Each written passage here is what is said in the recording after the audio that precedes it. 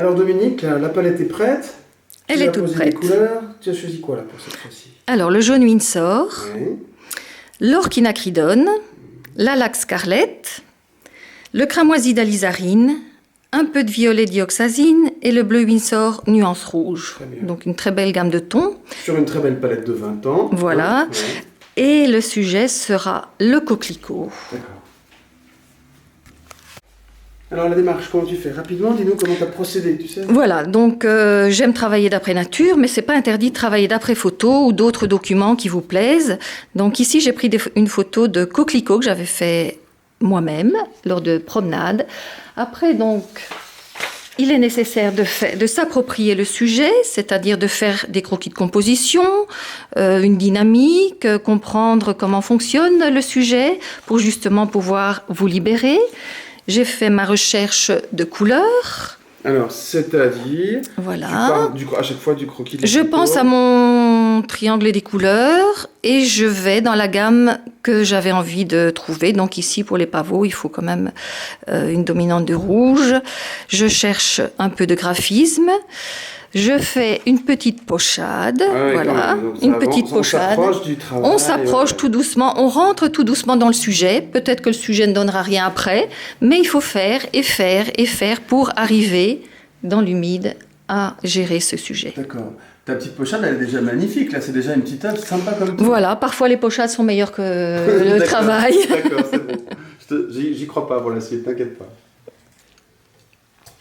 C'est parti, Dominique. Voilà, donc je vais mouiller mon papier, puisqu'il a déjà été tendu hier. Voilà, je vais mouiller mon papier. Pas forcément partout. Voilà.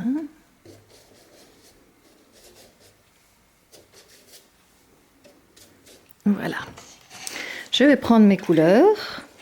Je vais commencer par placer mon jaune Windsor, voilà, sans avoir d'autre idée que, voilà, une idée de mouvement.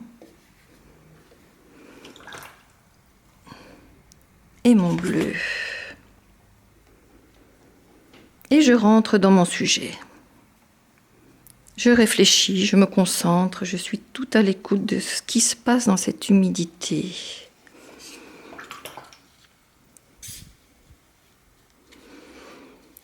Voilà, donc là, on est dans une humidité légère. On n'est pas dans la lentille d'eau, ni dans la surface miroir. On est déjà un peu plus dans la surface brillante. Attention aux ourlets d'eau qui se forment, qui peuvent provoquer des auréoles. Il faut les faire partir. Soyez attentifs. Dès le départ. Même Dès le départ. Oui, oui. Alors, je prends mon orchinacridone avec un peu de cramoisi d'alizarine. Et déjà, rien qu'avec la forme de mon pinceau, cette forme peut me faire penser déjà à un coquelicot. Et je prends un peu de laque scarlett. Et je laisse baver la couleur. Je laisse les choses se faire. Voilà, des petits coquelicots qui sont portés par le vent.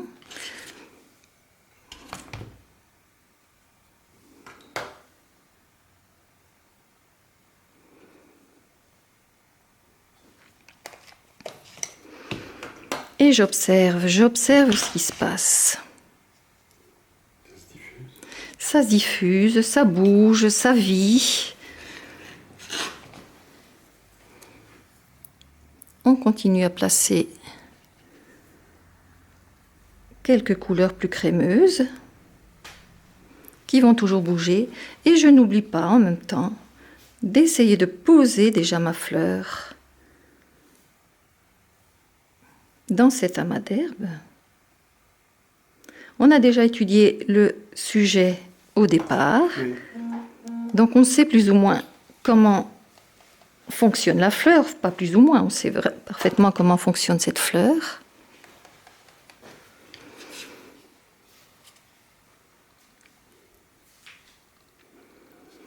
Voilà. Il y a des traits beaucoup plus précis avec la matière crémeuse et avec un pinceau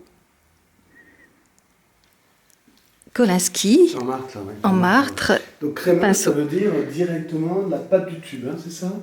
Crémeuse avec un peu d'eau. Avec un peu Pâteux, d'eau, c'est d'accord. vraiment D'accord, sorti du tube. ok. Vous voyez, ça bouge, ça donne la vie au coquelicot. Laissez-vous emporter vers ce monde, jouer avec et discuter avec ce qui se passe dans votre papier, sur votre feuille. J'alimente en eau parce que j'ai pas envie que ça sèche trop vite. Je fais attention à l'eau qui stagne et qui peut former des auréoles involontaires, des ourlets, des bourrelets, voilà. Alors je vais densifier, donc je prends la matière pâteuse, voilà, pour commencer tout doucement à donner corps à mon coquelicot.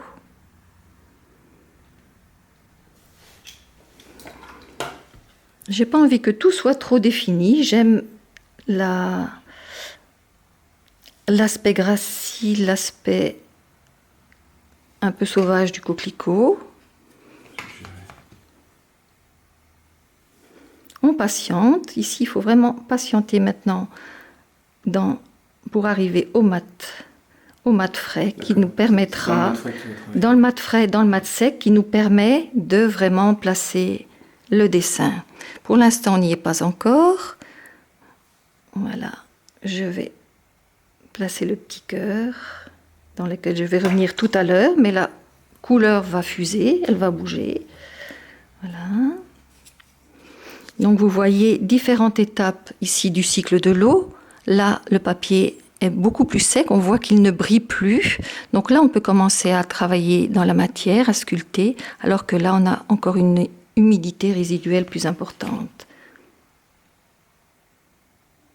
Là, je fais travailler l'eau. Je prends mon pinceau avec une goutte d'eau qui va former des auréoles volontaires. J'ai envie, voilà. Alors que si je prends mon pinceau et que je l'essore bien, que je surveille son hygrométrie par rapport à l'hygrométrie qui est sur mon papier, j'aurai voilà, quelque chose de plus en plus précis. C'est très important de surveiller l'hygrométrie du pinceau par rapport à celle qui est présente sur le papier.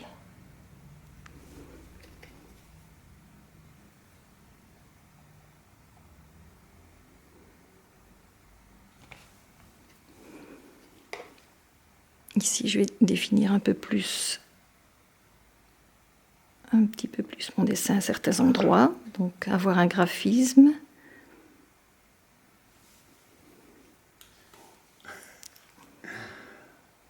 Et on patiente. Les pétales vont se former tout doucement. La beauté de l'aquarelle, c'est laisser les choses se faire aussi. Être attentif, ne pas vouloir tout dire. Respecter ce qui se passe.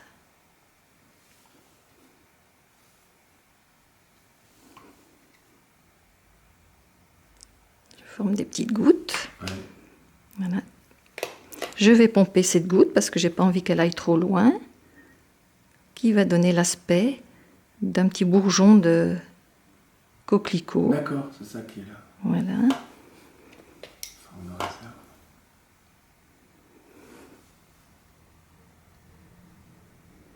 Vous voyez qu'ici l'humidité est totalement différente de là. Là, vous avez des auréoles, vous avez encore une humidité brillante. Ici, vous êtes dans le mat frais, mat sec, c'est beaucoup plus net.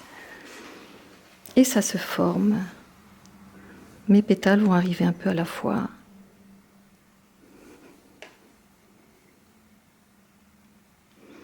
Ici, mon pinceau est sec. Donc, je fais très attention, je surveille cette hygrométrie.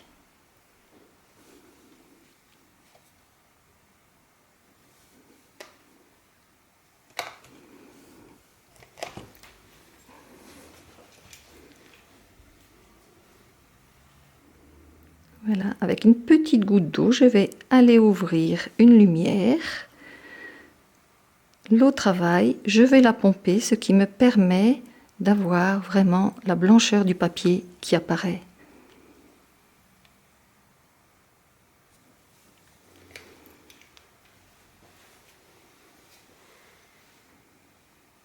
Et on continue au fur et à mesure à densifier.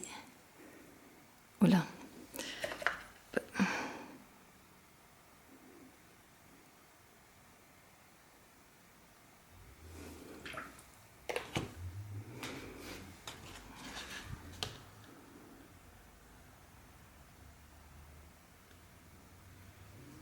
Ce qui est formidable, c'est que au pinceau, soit tu peins en blanc, soit tu peins en Voilà. couleur. Ah, c'est chouette. Peindre avec le pinceau chargé d'eau pure ou peindre avec le pinceau chargé de couleurs, c'est tout aussi C'est fascinant. pareil. C'est pareil. C'est le même geste. C'est le même geste, exactement. Donc la lumière est très importante pour moi, donc patience, patience. Vous voyez qu'ici, il y a C'est belle chose, non? des belles choses qui se forment, donc qui sont des petits cadeaux de l'aquarelle, dont il faut essayer d'observer et de tirer parti. Donc là, tu peux dire, bah, c'était pas prévu comme ça. Mais il se Tout passe à quelque fait, chose mais de justement, il faut être à l'écoute, regarder un petit peu ce qui se passe ici, c'est fabuleux, ça c'est le voyage de l'eau qui permet ces choses-là. Et si vous êtes trop attentif au dessin qui est déjà sur votre papier avant, parce qu'ici il n'y a pas de dessin, il n'y a pas de crayon, vous louperez ces choses-là. Vous ne serez pas à l'écoute de ce qui se passe. Vous penserez trop aux traits de crayon qui sont sur votre papier. Donc là, je pompe. Voilà, patience, patience. Il faut être partout, hein, ça tu l'as déjà dit. Il faut être partout en même temps. Partout en même temps. Oui. Ton œil, il doit Oui. circuler tout le temps. Donc, et pour permettre ça, il faut savoir où on va. Il autrement- faut ça, ouais, bien sûr. Il faut savoir où on a envie d'aller.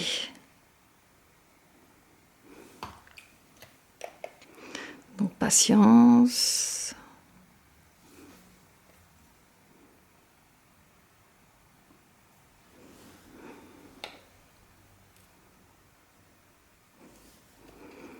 Laissons les choses se faire. C'est un dialogue constant entre le cycle de l'eau, le voyage de l'eau, son envie de sujet, ses sentiments, toutes les choses qu'on a envie de mettre dans son travail et de partager. Quand tu dis sentiment, c'est l'état d'esprit dans lequel tu te trouves. Voilà. C'est ça. Et puis, voilà, aujourd'hui, je fais celle-là. Si je refais des coquelicots demain, ils seront peut-être totalement différents. Ils dépendent toujours de l'émotion du moment dans lequel, hein, comme je crois chaque artiste, Ouais, d'accord. Ouais, tout ça. on vit tous ça, bien sûr. Hein.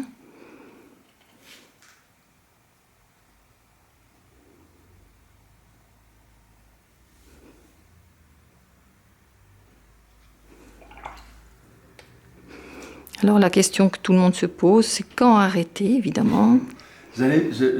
Pas encore, mais j'allais t'en parler. Voilà. J'allais Non, t'en parler. Là, c'est encore trop tôt. Si vous Ah oui, arrêtez oui. maintenant, ici, celle-ci est presque terminée au niveau du cycle de l'autre. Celle-ci bouge encore énormément. Donc, si vous la laissez comme ça et que vous partez faire autre chose, ça va disparaître. Votre dessin ne sera pas construit. D'accord. Hmm. Ouais.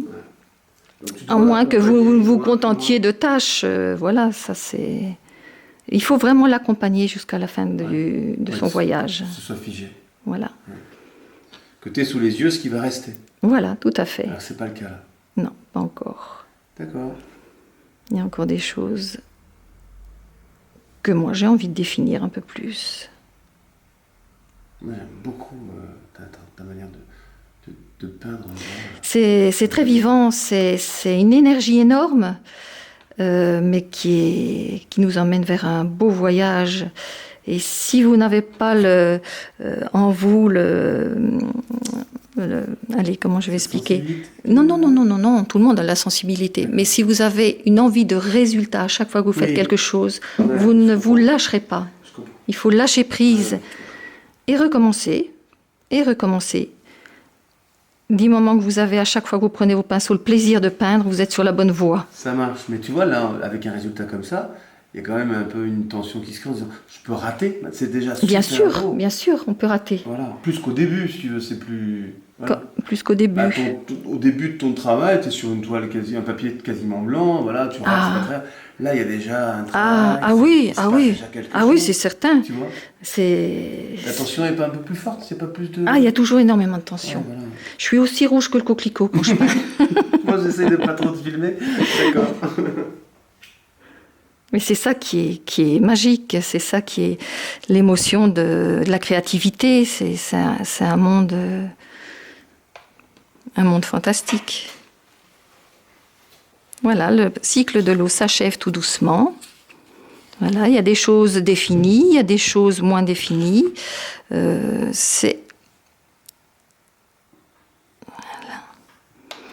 Il y a des graphismes plus précis.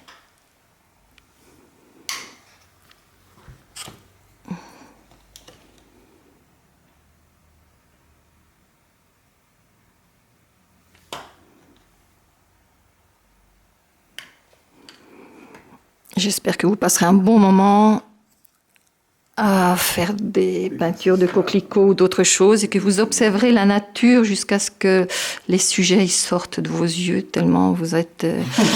D'accord, c'est ce que tu nous souhaites. Voilà, je vous le souhaite. Et n'oubliez jamais que même si une œuvre ne vous plaît pas, ou voilà, il faut apprendre une chose, c'est à oser mettre son nom quelque part. C'est ce que tu fais là. Voilà. Ouais. Elle doit s'intégrer à la peinture. Belle signature bien intégrée. Voilà. Ouais. Tu viendras pas me dire après que les coquelicots c'est gnangnan, parce que je vais commander des coquelicots pour cette vidéo. J'en avais pas dans le jardin, moi qui aime peindre la vraie nature. Mais t'en avais fait déjà, Mais... t'avais déjà fait des photos. J'ai déjà peint des coquelicots et j'avais des photos. C'est super. Mes propres photos. Superbe, alors après, je passe plein de moments à rester la bouche ouverte finalement à la regarder, plutôt que d'interagir, de changer de champ, etc. J'espère que le résultat, le montage va être bien, mais l'observation de cet instant, c'est génial.